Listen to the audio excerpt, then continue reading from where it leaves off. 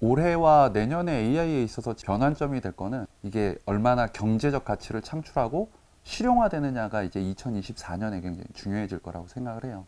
인공지능도 지금은 그냥 내가 물어보는 걸 대답해주는 하나의 어떤 도구, 소구 이렇게 느껴지고 있지만 그거를 이용해서 이런 서비스를 할 수 있겠구나. 이렇게 혁신을 일으킬 수 있겠구나라는 새로운 서비스들을 만들어내고 있거든요. 2024년은 인공지능이 어찌 보면 우리 경제에 미치는 영향이 어디서부터 나오나, 그리고 어떤 서비스들이 새로 생기게 되나, 한 세 사람과 네 사람이 해야 될 일을 지금 이제 일부 기계로 인해서 대체가 된 거거든요. 지금까지의 기술 발전은 움직이고 노동하고 뭔가 생산량을 늘리고 빠르게 하고 그거였는데, 이제는 그냥 내가 생각하는 것들, 그리고 내가 고민했던 것들, 그거를 대신할 수 있는 영역으로 기술이 들어오기 시작했다는 거거든요. 그렇게 되면은 새로운 서비스를 갖고 와줄 수 있는 기업, 그런 기업들이 많이 나타나는 해가 2024년이 될 거라서 관심 가져야 된다. 특정 한두 종목에 투자하는 것은 위험할 수 있다고 생각을 해요. 구독, 좋아요 부탁드립니다. 간단하게 자기소개 한번 부탁드립니다. 네, 저는 지금 현재 국내 증권회사에서 PB 업무를 하고 있고요. 그 회사에서 기존에는 이제 VIP 마케팅이나 뭐 고객 자산 관리 그리고 금융교육 강사 이런 업무들을 하고 있는 유호현 수석 매니저라고 합니다. 반갑습니다. 네, 반갑습니다. 그러면 저희가 본격적으로 한번 질문 네. 드려보겠습니다. AI가 항상 작년, 재작년 계속 이슈였고 네. 올해 들어와선 더 큰 이슈가 됐었던 해입니다. 내년에도 AI가 하나의 또 트렌드로 자리 잡을 거다라고 생각하시면서 이제 글을 써주셨는데 AI로 인해 변화된 세상에 대해서 어떻게 생각하시나요? 일단 올해와 내년에 AI에 있어서 제일 이제 중요한 그 변환점이 될 거는 이게 얼마나 경제적 가치를 창출하고 실용화되느냐가 이제 2024년에 굉장히 중요해질 거라고 생각을 해요. 그래서 AI라는 게 결국에는 우리가 익히 알고 있는 챗GPT 생성형 인공지능으로 인해서 우리에게 이제 많이 알려지게 됐고, 그 이전에는 이제 알파고가 이제 우리 이세돌 구단과 바둑을 두면서 이제 굉장히 유명해졌는데, 결국 그때까지는 그냥 하고 놀라움의 끝이었거든요. 이런 게 있구나. 근데 이제 이게 우리의 생활을 실제로 바꾸고, 그리고 그걸로 인해서 어떤 경제적 효과가 창출되느냐 안 되느냐가 실질적으로 나타나기 시작한 시기라고 생각을 해요. 제가 역으로 한번 질문 드려보고 싶은 게, 우리가 이제 이 스마트폰이 없으면 사는데 굉장히 어려움을 느끼잖아요. 근데 처음에 스마트폰이 나왔을 때 우리한테 이 정도의 영향을 줄 것인가 라고 했을 때 전화기에 인터넷이 된대 정도로 이제 끝이었거든요. 근데 거기에서 엄청난 변화가 일어나게 된 이유가 뭘까라고 생각해 보면은 어플 때문이에요. 결국에는 인터넷이 된대라고 하면 그냥 이걸로 인터넷이 되니까 채팅도 할 수 있고 검색도 이제는 노트북 없이 할 수 있겠구나 였는데, 이 공간이 하나의 플랫폼이 되면서 이 안에 다양한 어플들을 만들다 보니까 엄청난 서비스들이 들어오기 시작했고, 지금은 이게 없이는 아무것도 못하는 게 됐죠. 근데 제가 생각하기엔 지금 인공지능이 그렇게 넘어가는 해라고 생각을 해요. 모두에게 스마트폰이 주어졌을 때 누구는 이걸로 전화만 썼는데, 누구는 지금 구독자를 이렇게 많이 이제 같이 소통하고 계신 분처럼 유튜브를 찍어서 영상을 만들기도 하기 시작했고, 크리에이터로 활동하면서 이거에 대한 활용성을 다변화시켰잖아요. 인공지능도 지금은 그냥 내가 물어보는 걸 대답해주는 하나의 어떤 도구, 소구 이렇게 느껴지고 있지만, 그걸 이용해서 이거를 이용해서 이런 서비스를 할 수 있겠구나, 이렇게 혁신을 일으킬 수 있겠구나라는 생각하는 기업들이 새로운 서비스들을 만들어내고 있거든요. 이제 그게 내년부터가 될 거라고 생각을 하기 때문에 2024년은 인공지능이 어찌 보면 우리 경제에 미치는 영향이 어디서부터 나오나, 그리고 어떤 서비스들이 새로 생기게 되나, 이제 거기에 집중해야 되는 해가 될 거라고 생각을 합니다. 그러니까 지금까지 우리 그 인류의 삶이 이제 바뀌게끔 만들었던 기술의 발전들은 대부분 육체적인 것들에 대한 것을 혁신을 일으켰다고 생각을 해요. 어떤 뭐 자동차가 발견이 되고 뭐 엔진, 전기 이런 것들이 생길 때는 노동력으로 인해서 발생될 수 있는 창출되는 어떤 산물들을 굉장히 혁신적으로, 그러니까 내가 마차를 끌 때와 자동차를 할 때 이런 것에 대한 변화가 있었다라고 볼 수가 있거든요. 식당을 한 군데 우리가 예를 들어보자면, 요즘 실제로 이제 벌어지는 일이죠. 내가 이제 식당에 이렇게 앉아 있으면 주방에서는 실제 요즘 커피 머신이나 피자 만드는 기계들은 로봇이 하고 있더라고요. 요즘 닭 튀기는 기계도 나왔죠. 근데 앉아 있으면 이제 사람도 안 보내요.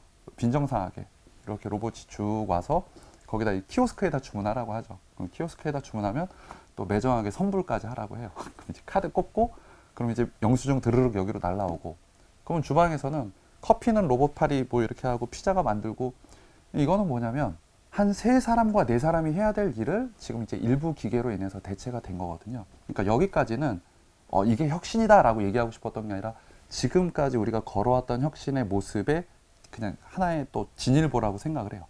근데 이렇게 앉아 있는데 아까 어떤 그 로봇이 주문받는 로봇이 다시 오더니 저한테 말을 거는 거죠.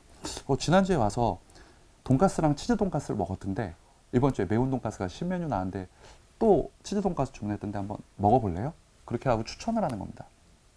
난 생각을 못 하고 있었는데 그럼 이제 듣고 보니까 맞는 얘기거든요. 내가 그럼 매운 돈가스로 바꿔주세요 하고 바꿔보는 거죠. 저는 여기가 이제 인공지능의 그 우리 삶의 변화 영역이라고 생각하는데 그럼 뭐가 바뀌었는데? 라고 했을 때 그 이제 내가 생각하는 것에 대한 영향을 주기 시작했거든요. 지금까지의 기술 발전은 움직이고 노동하고 뭔가 생산량을 늘리고 빠르게 하고 그거였는데 이제는 그냥 내가 생각하는 것들 그리고 내가 고민했던 것들 그거를 대신할 수 있는 영역으로 기술이 들어오기 시작했다는 거거든요.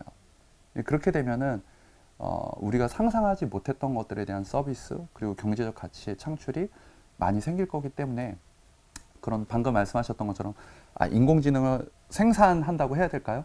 인공지능은 결국 데이터가 있어야 되잖아요. 우리가 만들어낸 데이터를 가지고 이제 인공지능이 되는 건데 그 데이터를 많이 갖고 있는 어떤 빅테크 기업들 또 이거를 또 데이터를 크롤링하고 가공할 수 있는 기술을 갖고 있는 기업들 그 자체를 생산한다라고 해야 될까요? 그 기업들 뿐만이 아니라 그걸로 인해서 새로운 서비스를 갖고 와줄 수 있는 기업들 그런 기업들이 많이 나타나는 해가 2024년이 될 거라서 관심 가져야 된다. AI 관련해서 그렇게 좋은 서비스를 낼 기업들이 그러면 그들한테 어떻게 투자를 할 수 있을까요? 그러니까 이제 인공지능에 대한 투자라고 하면은 사실 지금 상황에서 너무 이른 거는 인공지능으로 인해서 수혜를 받는 기업들을 찾는 거는 너무 이를 것 같아요. 제가 보기에는. 왜냐하면 당장 이제 제가 일하고 있는 제가 일하고 있는 소속 회사, 증권회사 같은 경우에도 얼마 전에도 이제 투자자들에게 기사도 나가고 했지만 당신의 연금 자산을 앞으로는 로보 어드바이저리로 관리를 할 겁니다라는 기사도 나갔고 실제로 테스트베드에 들어갔거든요. 책에도 이제 제가 그래서 그 테스트베드 소개를 해놨는데 정말 전문가들이 많은 고민을 해서 그냥 그 운용력들이 담당했던 역할을 이제 로보 어드바이저리로 한다라고 하니까 투자자들은 어떻게 느끼냐면은 조금 더 신뢰를 하는데 그게 인간의 어떤 운용 능력을 믿지 못해서가 아니라 어떤 감정이나 이런 게 배제된 그러니까 이게 몇 프로 빠졌으니까 로직에 의해서 커트를 해야겠구나. 그러니까 소위 말해서 우리가 손절이라고 하죠.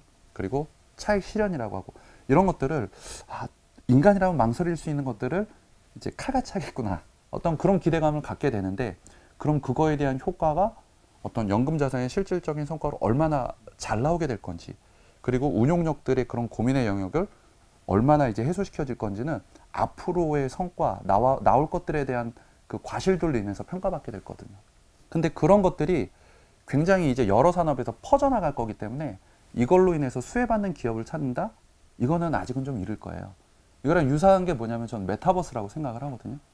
메타버스도 뭐 이제 우리가 네이버의 제페토라든지 로블록스라든지 여러 회사들이 있지만 그 메타버스 안에 만약에 제가 금융권에 있다 보니까 금융권을 예를 들자면 전국에 있는 지점들이 전부 다 없어지거나 아니면은 축소되고 메타버스 안으로 들어왔다. 라고 하면은 그 금융권 입장에서는 고객들과의 접점은 훨씬 더 이제 시간과 공간의 제약 없이 늘어나고 안타까운 얘기지만 저 같은 사람한테는 안타까운 얘기지만 인건비는 줄일 수가 있겠죠. 근데 그게 좋은 효과로 나타날 건지 아니면 그렇게 되면서 오히려 뭐 해킹이나 각종 보안 문제의 비용이 더 많이 들어가면서 생각지 못했던 비용 문제로 들어갈 건지 그런 것들은 앞으로 계속해서 나와야 될 그리고 검증돼야 될 부분이거든요. 그래서 우리가 이제 인공지능 투자를 한다면 수혜를 볼 산업에 대한 관심을 가질 수도 있고 그걸 실질적으로 지금 그 기술을 빌드업하고 개선하고 하는 기업들에 투자할 수도 있는데 당연히 저는 이쪽일 거라고 생각을 해요. 그럼 결국에는 어디로 가게 되느냐? 그럼 또다시 빅테크로 간다는 문제가 생겨요. 뭐 구글, 아마존, 뭐 마이크로소프트, 우리나라로 치면 네이버. 그러면은 이거는 내가 이미 아는 회사인데 라는 생각을 할 수가 있거든요. 근데 그럼에도 불구하고 저는 이 신사업들 메타버스가 됐건 바이오가 됐건 인공지능이 됐건 이쪽은 변화가 굉장히 빠르기 때문에 새로운 기업들이 태동하기도 하고 어떤 그런 빅테크들에서 이 기업의 기술과 코어를 해서 많은 그 발전 변화 속도가 나올 거라고 생각하기 때문에 특정 한두 종목에 투자하는 것은 위험할 수 있다고 생각을 해요. 네, 거기에서 나오는 어떤 효과가 굉장히 좋을 것이다라는 기대를 갖고 특정 기업에 매몰돼 있거나 몰입돼 있다가는 그 변화의 속도를 따라가지 못하는 문제가 생길 수 있거든요. 그래서 우리가 뭐 일종의 간접 투자라고 하지만 펀드도 있고 ETF도 있고 한데 개인적으로는 그 중에서 이제 ETF로 말씀을 드리는 편이에요. 왜냐하면 ETF에는 일단 저 개인적으로는 크게는 두 가지 효과가 있다고 생각을 하는데, 첫 번째는 하나의 산업을 동시에 살 수 있다. 그러니까 만약에 우리가 뭐 전기차 산업이다, 인공지능 산업이다 하면 거기에 연관되어 있는 기업들 뭐 적게는 20개에서 많게는 50개까지 어쨌든 그 조건에 맞는 기업들의 묶음을 살 수 있다라는 측면에서 일단 첫 번째로 좋다라고 생각을 하고요. 두 번째는 분산의 효과가 여러 가지로 누릴 수 있게 되죠. 뭐 물론 특정 ETF들은 지역도 정해주는 경우가 있어요. 뭐 미국 인공지능, 뭐 일본 인공지능 이렇게 정해주는 경우가 있지만 뭐 또 어떤 ETF 같은 경우에는 국적에 관계없이 특정 기술에 이렇게 들어갈 수도 있거든요. 그럼 이제 분산이 두 가지로 일어날 수가 있게 되죠. 여러 개의 기업 그리고 여러 군데의 로케이션, 이렇게 지금 분산을 할 수가 있기 때문에 저는 개인적으로는 ETF를 통해서 투자를 해야 된다. 다만 ETF를 투자할 때는 뭐 이제 각종 세금 이슈도 봐야 될 거고, 그리고 보수도 다 다르잖아요. 운영하는 회사에 따라서. 그리고 열어보면 투자되어 있는 종목들도 다 달라요. 그래서 내가 생각했던 회사들이 그래도 많이 들어있는 그 ETF. 그래서 상담을 하는 게 좋습니다. 기본적으로는 모든 투자는 상담을 하는 게 좋고, 제 책의 목적 자체도 이제 서두에도 말씀드렸지만 그런 상담을 받으러 가는 게 얼마나 귀찮겠어요. 내 시간을 내서 가까이에 있는 어떤 그 다 또 은행이건 증권사가 일찍 문 닫잖아요. 시간을 따로 내서 찾아간다는 게 참 힘든 일인데 그게 결코 사소한 일이 아니고 재밌는 일이다라는 거를 책을 통해서 좀 말씀드리고 싶어서 책을 쓴 거고, 그래서 상담은 뭐 꼭 뭐 저 같은 사람이 아니더라도 가까이에서 상담할 수 있는 금융권 전문가랑 하시는 게 좋겠다. 그 말씀을 드리고 싶어요. ETF 관련해서 또 책에 소개가 되어 있더라고요. 그게 뭐 이제 특정 ETF를 더 추천하거나 그래서 순서가 그런 건 아니고요. 말 그대로 이런 것들을 그러면 어디서 찾아보지라고 했을 때 하다못해 우리가 검색 엔진에다 검색할 수도 있잖아요. 그러니까 이런 것들을 한번 검색해 보셔라라는 취지로 넣어놨으니까 이렇게 찾아보시면 정보가 정말 많이 나올 거예요.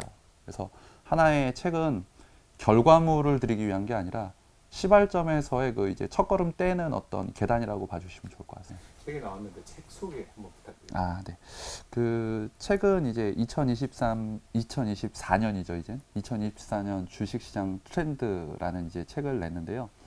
그 세 번째까지 책을 쓰는 동안 그 밑에는 저희가 헤드라인을 이제 달고 있어요. 근데 아마 트렌드 코리아 책 많이들 보시니까 좋아하시는 분들은 아시겠지만 그 해에 이제 해당되는 동물로 제목을 달아주시잖아요. 김난도 교수님이.